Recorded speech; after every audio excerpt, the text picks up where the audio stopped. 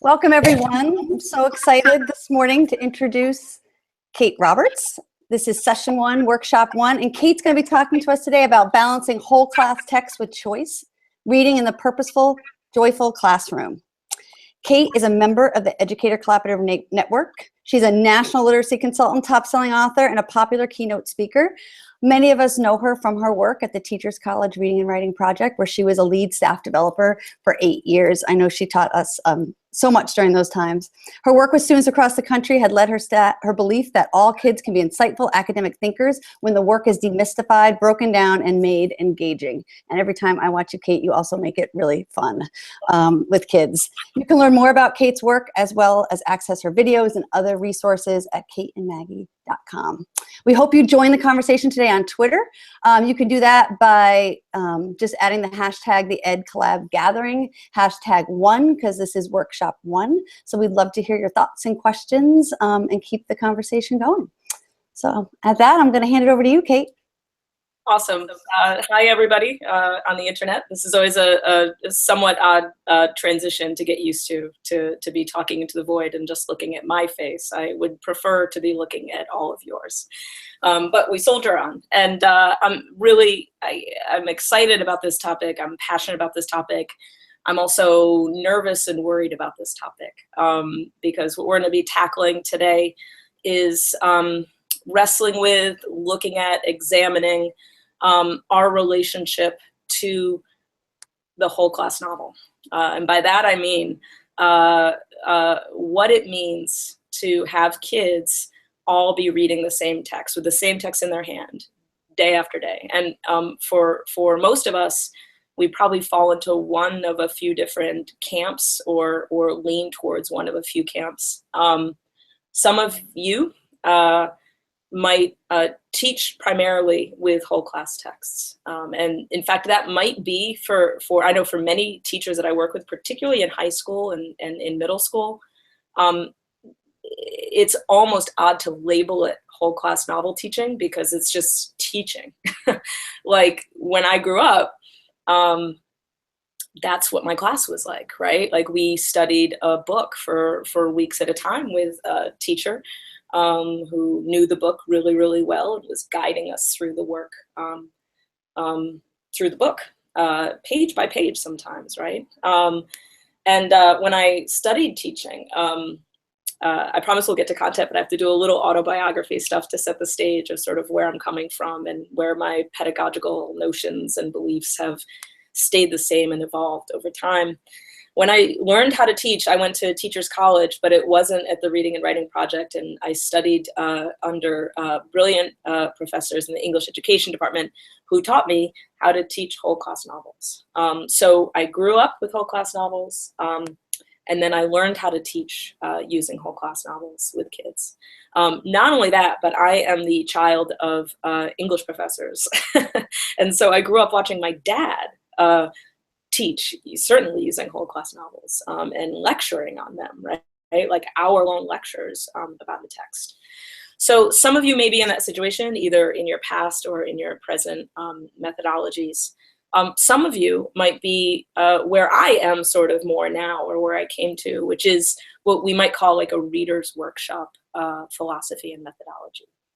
Where instead of one text that we're reading all together and that's the primary driver of our curriculum, instead the kids are choosing books, and I as the teacher am the person who's showing them, modeling, coaching them in ways to read any book more powerfully, and that they ostensibly go apply into that book on their own, becoming stronger, more independent readers. And here's the thing.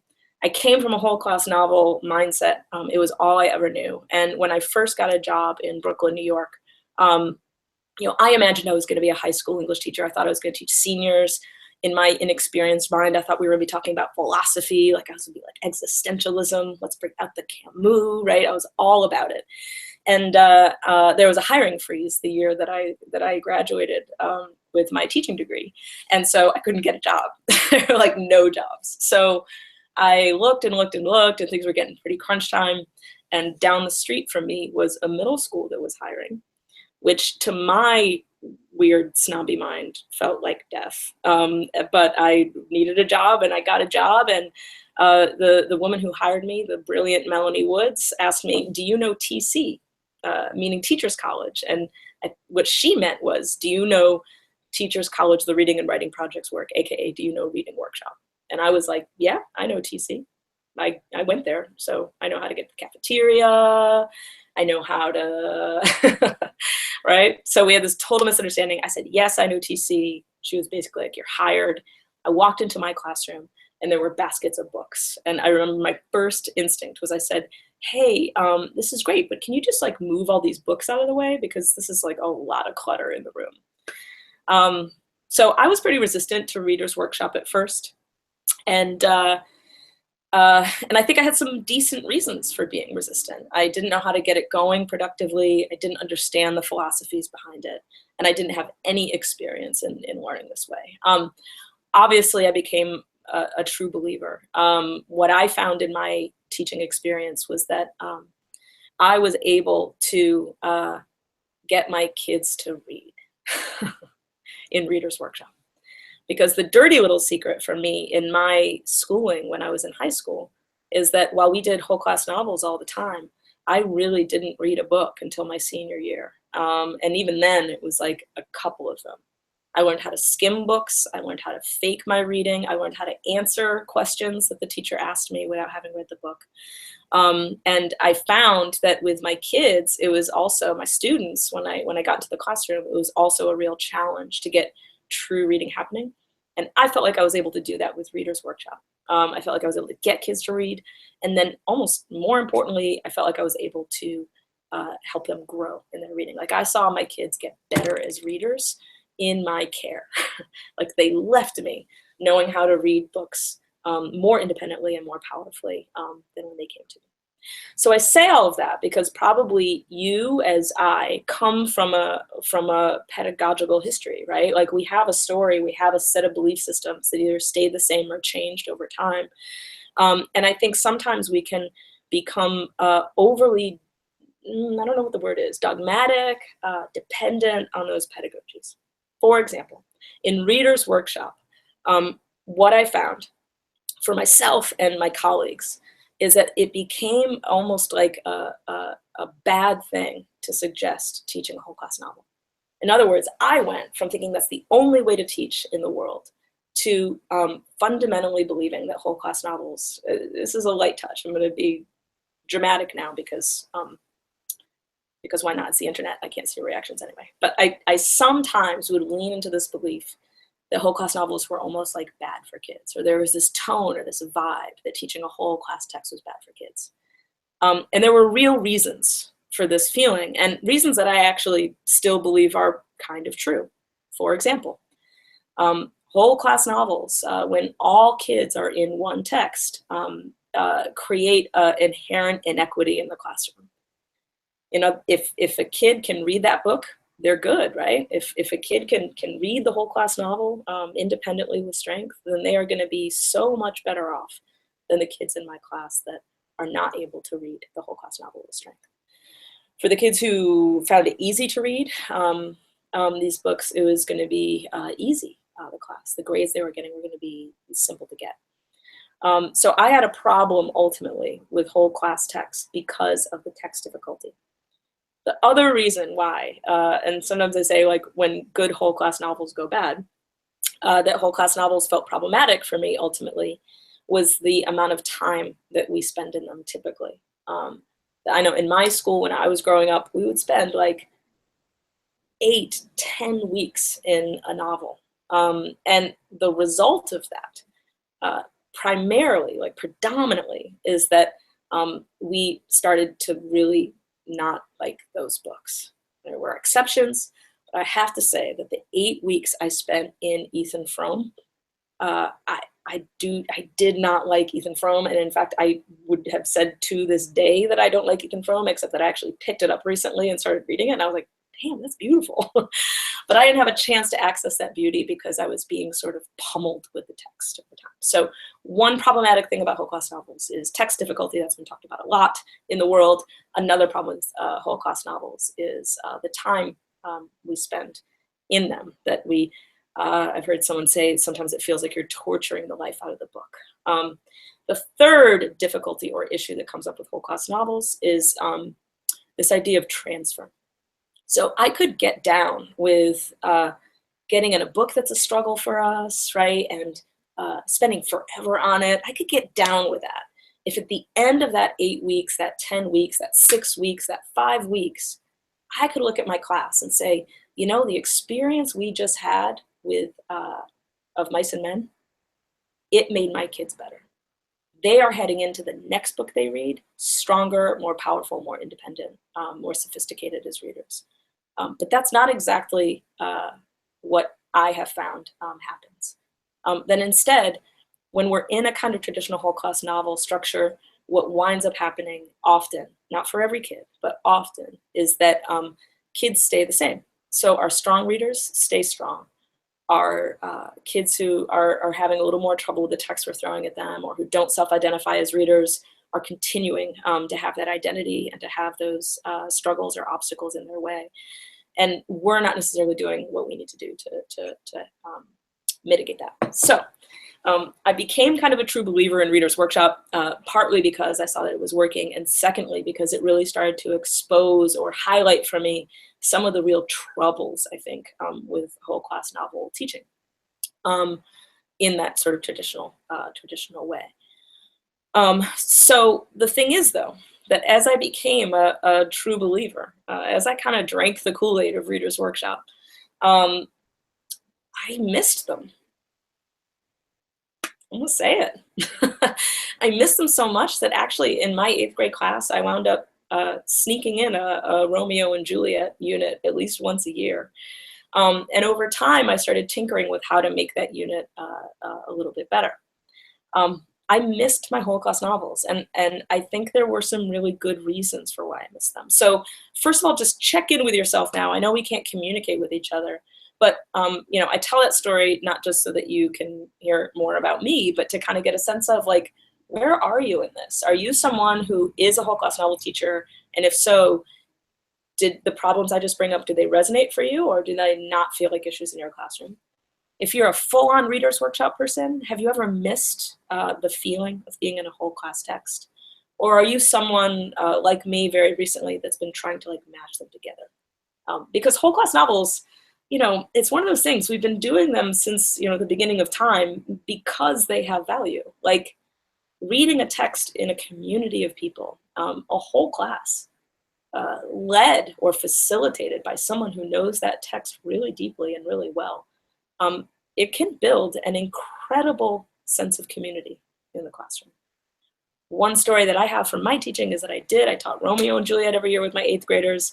And, you know, I remember the day that I had this group of boys coming into my room 6th period after lunch, and they were like debating, like passionately, which of them was the bigger Romeo and which of them was the bigger Mercutio. That was something that I couldn't achieve in the same ways in a pure Reader's Workshop classroom. So they can build community. The other thing that whole class novels give us is, you know, the thing that I named as a con, I believe, can also be a strength. They're generally hard, complex texts. They're texts that need a person who knows them well sometimes to help you through them. So they can help kids to reach to higher levels of complexity and sophistication in their thinking. So I think they can be good because of community. I think they can be good because of their complexity.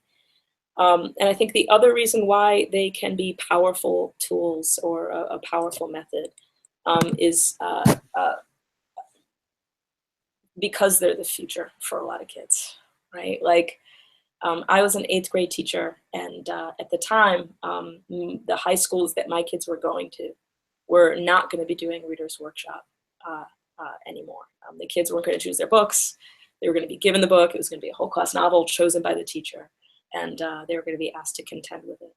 And if you're a high school teacher, like the high schools I work with now, who've adopted a kind of more Reader's Workshop structure, you know, by the time they get to college, they will choose their courses, but then they'll be given the books that they're reading most of the time. So there's a way that it doesn't make sense if we're in grades that are leading kids towards this model of teaching, it would behoove us and behoove them to maybe teach them to do it in some more powerful, more effective, more engaged ways. So what this session is intending to do is to ask this question. It's a question that has been plaguing me, guiding me, keeping me a little bit up at night, although my kids do a pretty good job of that on their own. This question: what would it mean to teach a whole class novel in a way that still lives up to and embraces the philosophies and structures of Reader's Workshop, which I believe in deeply in my bones? Okay, so what I want to do for the next half hour or so is to take you through a loose framework of one answer to that question. I think there are probably multiple answers to that question, and there are a couple other texts out there that look at working with whole class novels, and I'm really excited to join that conversation. Here's my framework. The first thing that I've been working on lately in terms of helping mash these two methodologies or pedagogies together is that if we want kids to use whole class novels to become better readers, not just to get to know the books they're holding, then we have to get to know our readers really deeply and to shape all of our choices around that. For example, the first thing, I'm going to be toggling through some slides awkwardly now. This is where if we were in person together, I would have you turn and talk, everybody. The first thing is that we get to know our readers. There we go.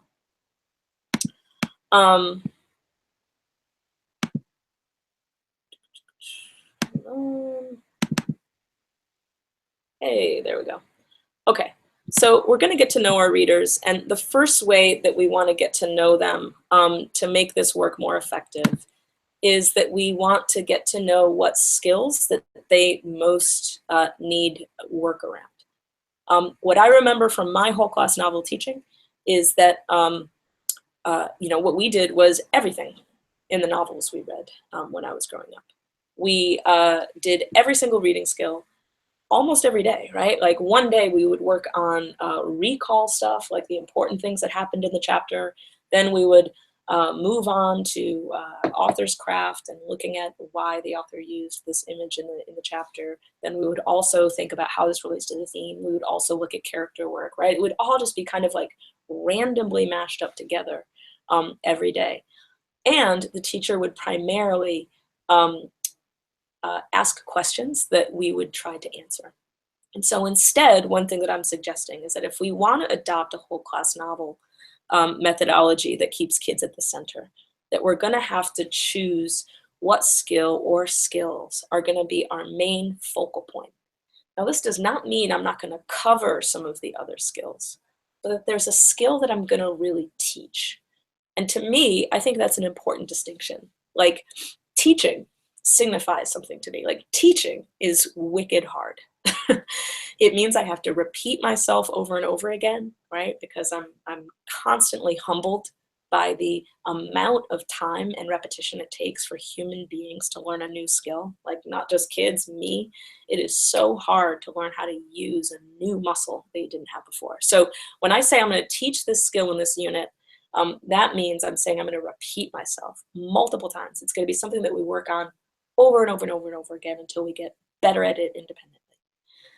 The second thing that teaching means to me is that we have like methods, right? Like, I'm not just telling kids to do this skill, but I'm like demonstrating for them how you would do this skill and then allowing them to go try it. Or I'm doing some guided practice and coaching so the kids are trying things and then trying the next step and trying the next step with me, kind of giving them tips along the way. The other thing that teaching signifies to me is the oft used and perhaps ruined word differentiation. That if I'm teaching something, I know that in a group of kids, in a group of people, there are going to be some who take to it really quickly and need enrichment. There are some who are going to need just more of that work. It's right in their zone.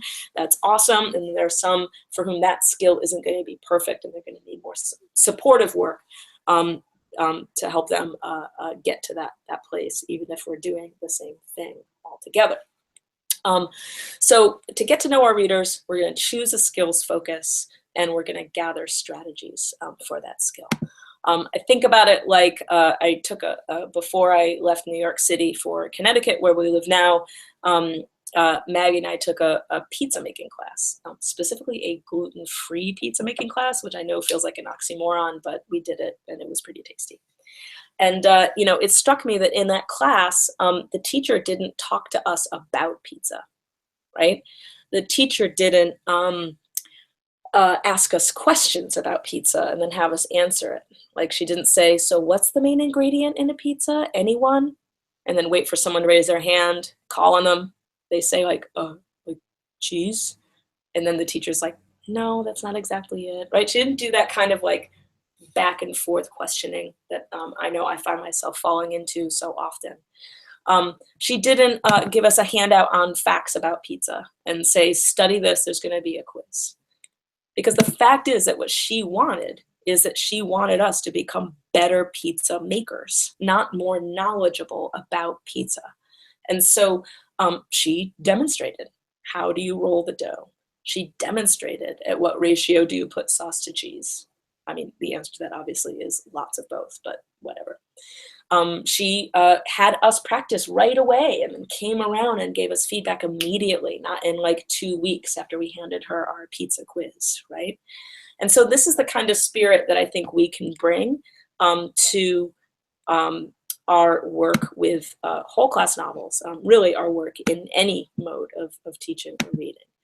That we can think of our kids, we can maybe collect some data, and we'll talk about that in a second, and we can ask ourselves, what are the skills that my kids need the most work in independently, that are going to help them be the strongest readers independently?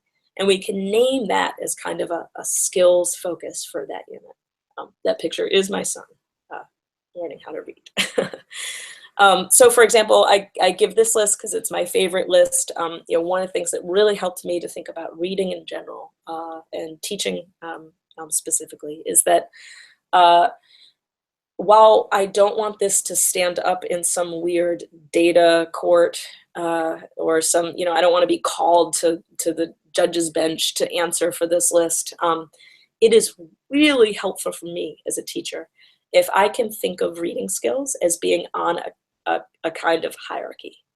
That it helps me to think, boy, it's going to make my kids better as reader if first they're really solid in monitoring for sense. Like they understand, if they understand the text, they pay attention where they're confused, and they have ways to repair that confusion along the way. Or, and then next, right, that there's a sense of having a wide variety of fluency skills, etc. And you see that the skills tend to get increasingly complicated as they go up the hierarchy, say, or down the hierarchy in this list. That feels really important because it's the way I can set a goal that feels worth focusing on, as opposed to thinking that I have to teach all of the skills all of the time as readers. I may in one unit teach all of the skills to some degree. Like I might cover, there might be an analyze and craft lesson in this unit, but I am not going to worry about the skills that I cover. I'm going to worry about the skills focus for my unit. So this is typically a place where I want to check in and see, does this feel like, yeah, we're cooking with gas, this makes sense? That the first thing I'm going to do really in any unit, but certainly in a whole class novel unit, is to take my Outsiders novel, my Outsiders book that I want to teach or that I have been teaching for many, many years. And I'm going to look at my kids in front of me and I'm going to say, what would be a good skills focus for them that might make them more powerful readers when they leave the study of this book? So I look at my kids. I also, of course, look at my novel that I'm thinking about reading with them. And I want to make sure that that novel is going to do some of the work of the unit well. So, for example, if I take The Outsiders, which I just threw out there, The Outsiders is pretty good for character. It's good for pretty, I mean, it's good for pretty intro character work, right? If you know that book, there's not like, it's not super complicated. In fact, it sort of tells you a lot. Like you have to infer, there's lots of connections to make. I'm not knocking The Outsiders. Please don't send me angry emails. I love The Outsiders, Pony Boy for life. But they tell you a lot of time what those characters are feeling or what personality they are, right? Like the whole like first chapter basically is like, Pony Boy is this way and this is how it enacts in his life. So, you know, I don't know that I'm going to use The Outsiders for like a deep, like complex sense of character. I don't know that I'm going to use the Outsiders for analyzing author's craft, if that's my skills focus. But like a beginning character work, even some theme work, like that feels like a really, really strong skills focus for that unit. Okay, so if we want to teach our kids to become better readers and we are craving a whole class community text to do that around, the first thing we're going to have to do is to make sure that we narrow our focus and say, you know what, we're going to do a lot of things in this chunk of time that we're in this book together. I want to give you a lot of things to practice and encounter, but there is 1 or 2 or 3 things that I'm like expecting that we are going to get our arms wrapped around and get better at. That like at the end of this time, you can go off into your next book and be like, I'm better at interpreting theme or reading fluently or what have you. Okay, so that's one way. The other way that we want to get to know our readers is to know them by choosing the right book. Now, if you're a Reader's Workshop person, you probably have a good sense of this in the sense that when we do read aloud, right, which is in Reader's Workshop, our whole class text, we are reading a book together. It's just that I'm doing a lot of the reading aloud for the kids. The kids don't have the text. They aren't really reading that independently on their own.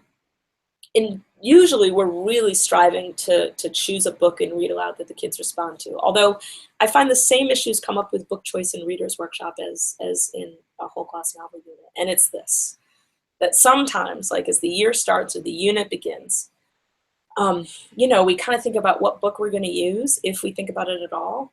And we can make that decision based on a couple very, I think, practical things. The first thing sometimes, or a factor I think we put into choosing a whole class novel, one is that we've always taught it. Right? So I was in a Reader's Workshop classroom recently where they were doing Because of Winn-Dixie. Great book, great choice. But you know, they noticed that their kids weren't that into it, and you know, they thought about changing it the next year. But like it felt really scary because it was like, but we've always taught this. Or I have another example. I worked with a district that I love. The teachers are brilliant. You know, the kids are great. Like, it's a beautiful, inspiring place. But they had gotten themselves into the situation where they, no joke, 3 years in a row, their kids were being asked to read a John Steinbeck novel for like weeks.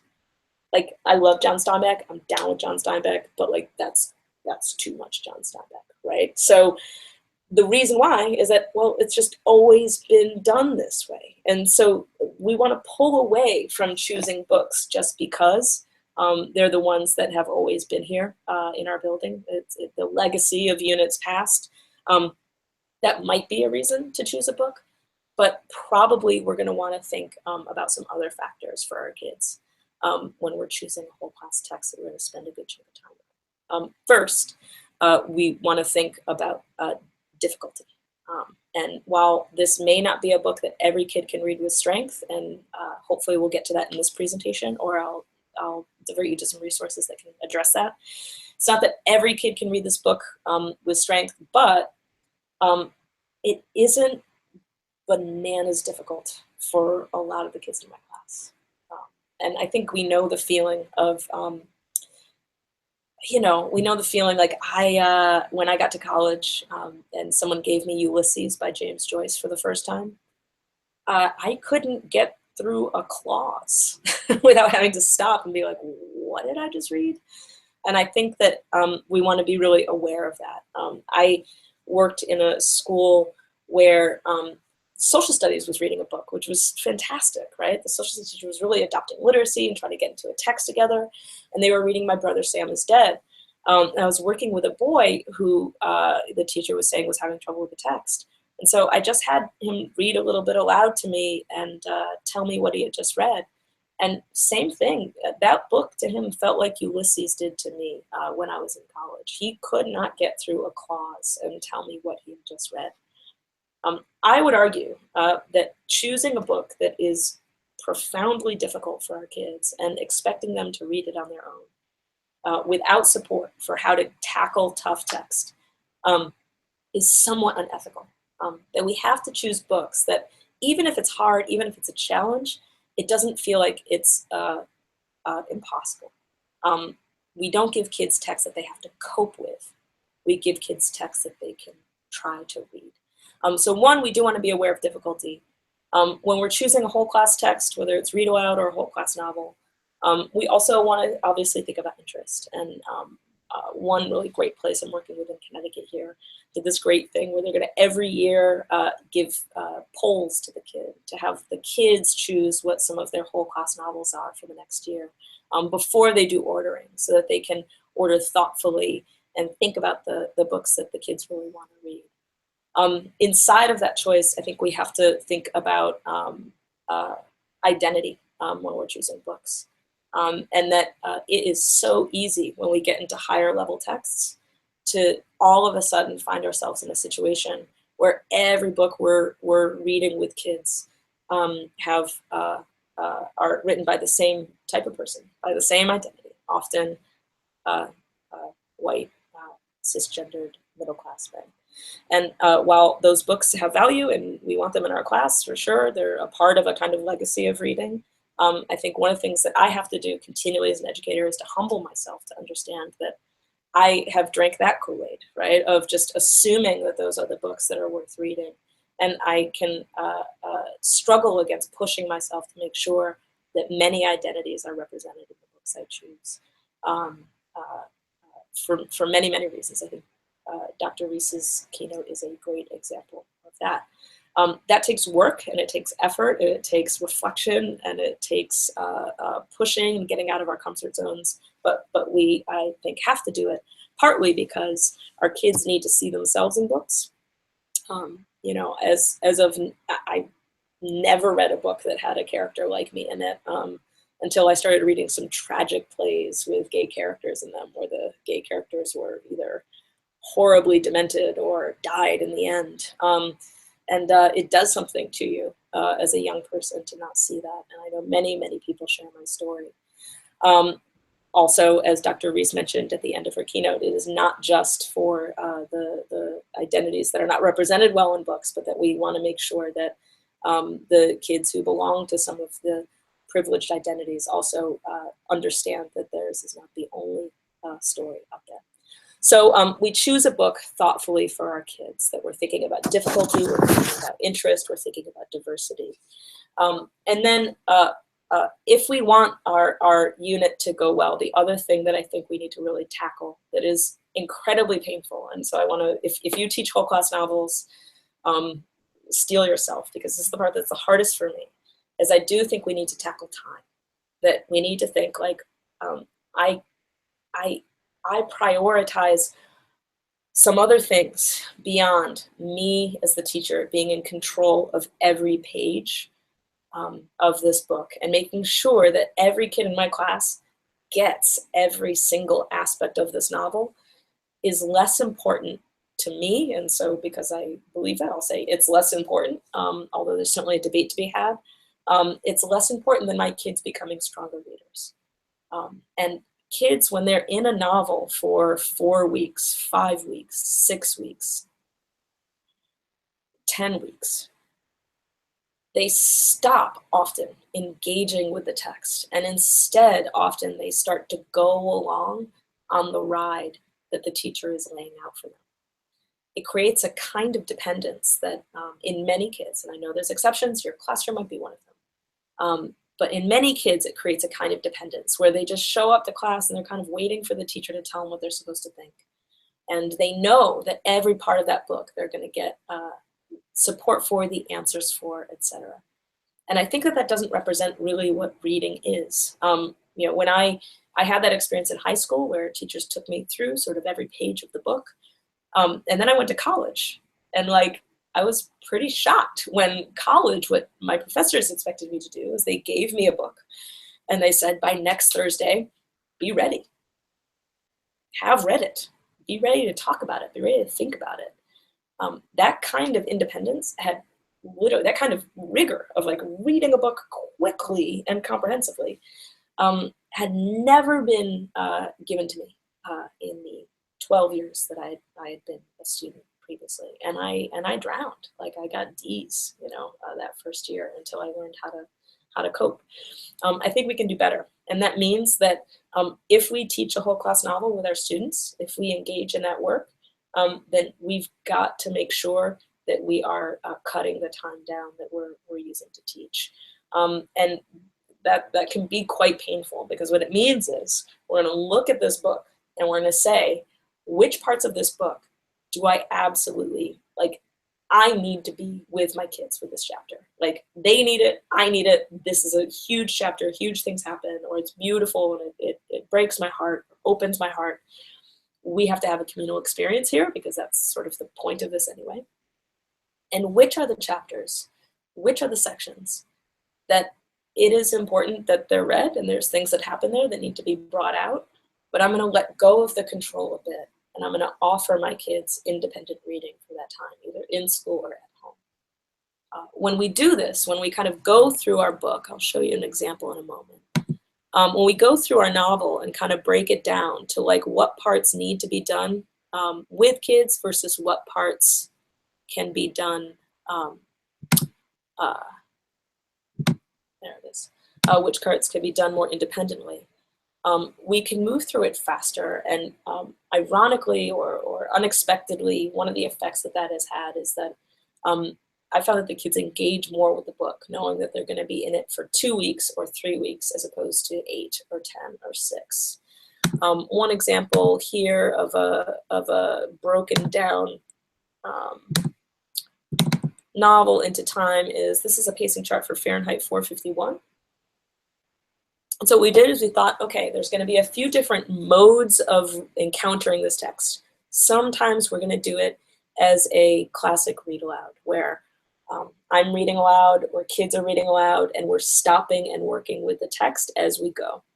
And probably when that happens in a class period, we can get through about 10 pages or so.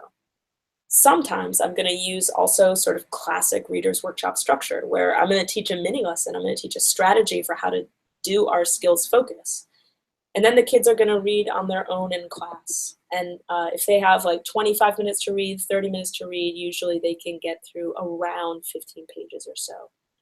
And sometimes they're going to read for homework. And they will read 10 to 15 pages, something like that, at home as well. And pacing out the novel in that way, Fahrenheit 451 doesn't have chapters inconveniently, but if you count out the pages, even with some activities, and one of the things that I highlight in the work that I've been doing is that one of the reasons why I'm teaching a whole class novel is because I really believe in the communal aspect of being in a text together, of talking about it, living in it, breathing in it for a chunk of time. And sometimes the things that engage kids to that book are those activity things we have, right? Like, I'll never forget growing up in elementary school.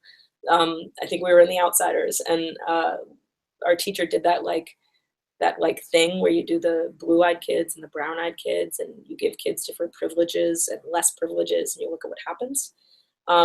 She was doing that in relation to the book, but that work like changed my mentality about the world.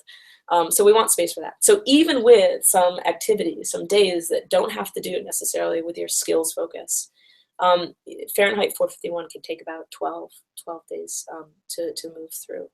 And I think that's important for a sense of urgency and for a sense of clarity in my instruction. What am I doing in this book? How are we thinking about becoming better as readers?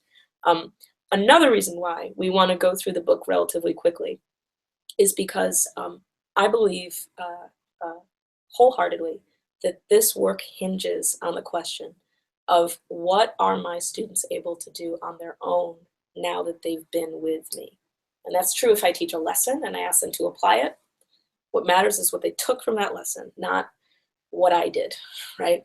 And so in this work, if I've chosen a skills focus, like interpreting themes, and I've chosen a novel that I think will interest my kids and challenge them and give them an interesting perspective on the world and identity, like maybe that's Fahrenheit 451. the third thing that I've got to get in place is that they, as soon as we're done with this novel, take what they've learned and apply it to a text that hopefully they've chosen and that they can read with strength. And so the other thing I suggest, if you are in whole class novels and are looking to change them, or if you're looking to adopt a whole class novel into your practice, is that you plan your units in, say, 6-week chunk times. And 3 of those weeks or so is in the whole class text. 2 of those weeks are in the whole class text. And then you move right into a book club study of books that are related to your whole class novel. And that what you're asking kids to do is to apply the same strategies that you've taught them in your whole class novel for your skills focus. But now they're going to apply it to a book that they've chosen, that they get to read with peers and talk about, and that they can read with strength or that challenges them if the whole class text was easy. And this transfer piece is a big focus. The last thing I'll end with is that in order to make this work, if this is sort of the framework of what we're thinking about, that we have a skills focus, we have strategies for that skill, we choose a book thoughtfully, we teach it quickly, and then we get into book clubs. That of course I'm going to have to think of ways to make sure that all my kids can access the text and feel supported along the way. So the other way that Reading Workshop can influence a whole class novel study is that I'm still going to be doing conferences in small groups each step of the way. And that particularly in the whole class novel part of the unit, I know there are kids who are going to struggle with that text. And that means that I'm going to have to meet with those kids at least once a week and give them strategies, not tell them the answer, not give them the audiobook, but give them strategies for what do I do when a book is too hard. Like when I got to college and picked up Ulysses and I couldn't get through the clause of Ulysses, I had to figure out what to do. How can we give our kids those strategies early so they can practice it? All right, this isn't crazy hard. It's not Ulysses. It's I don't know, The Outsiders. But you're still going to have to do things like reread and summarize, like get a buddy, like research the context of the book. There are things you're going to have to do because this book is challenging that you can practice. And what I've found is that kids can have, it's hard, but kids can have the motivation to do it, partly because what I'm telling them is not, you're going to have to do this every day of your schooling, kid. Sorry, you're going to have to work harder than everyone else because this book is hard. But instead I'm saying, hey, for these 2 weeks, you're going to have to practice this because it's a tough text. And then you're going to get a book that you can read with strength. And you're going to have to practice the same stuff. And without that support, and the opposite is true too, obviously, the kids who are breezing through and barely working and getting everything right and being brilliant all the time, we want to make sure that we meet with those kids too and offer them enriching work that can help push their thinking. And that the middle clump of kids for whom this is perfect for, we're giving them all other work as well. So to wrap up here in a couple minutes,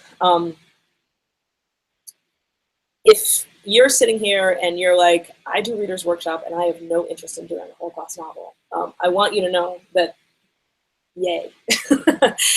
My message is not saying that you should leave the world of choice. You should leave the world. If you have that going in your classroom, I believe, I'm biased, but I believe that is the ideal, that kids are choosing books, that they are being taught skills and strategies, and they're becoming more independent.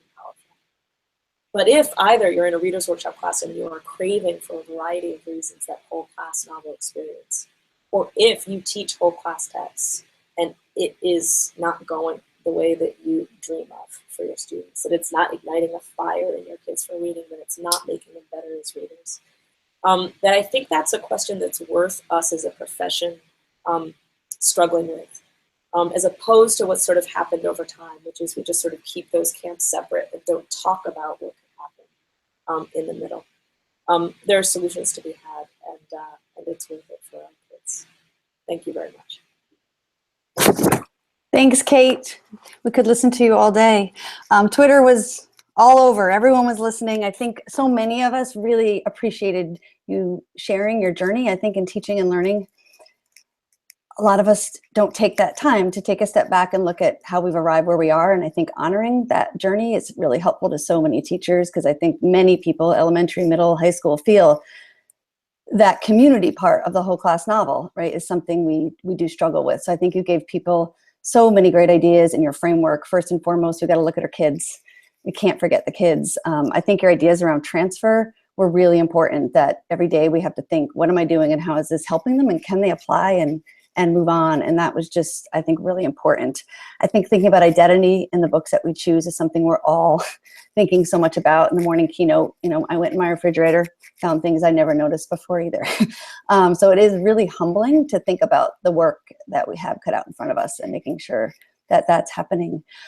So I think your framework is really applicable to all grade levels, which is interesting to me because I think elementary, but I was taking so many notes because I think it was applicable everywhere. Is how do we keep engagement and identity and choice alive and still find that time for whole class novels, because some of those conversations are really important to have together to think about. I wanted to say, which I am always really bad at, obviously this is 45 minutes, just blah, but this is work that is culminating in a book that's coming out through Heinemann in February. And I think the working title, I think I'm allowed to say it, although I'm getting in trouble, you guys will support me anyway. I think we're calling it A Novel Approach, whole class novels, student-centered teaching and choice. So. Really needed. Is something interesting or exciting, know that there's more support in the book, but that I'll be doing blog posts and videos and stuff like that to help us just work on this together. Oh, so exciting. It's going to be great. We can't wait. So up next, I'm going to do a little screen share here. In session 2, we have about a 15-minute break to get up and get some food and do what you need. And come back for session 2. Will be from 12 to 12:45. There's a session with Jillian Hayes and Teresa Boonard looking at White Now What? Making a place for conversations around race in schools. Maggie Roberts will be thinking about and sharing her thoughts on being your favorite teacher, exploring the art of great teaching. And Stephanie Finito, Heidi Weber, Kathy Meir, and Suzanne Parath will be talking about building a virtual learning network for professional learning. So great options. We hope people take a break, come back. In the meantime, also consider contributing today to one of the charities that have been highlighted. Think about the amount we're learning together and find a way to pay that EduJoy forward. Thanks, everyone. Thanks, Kate.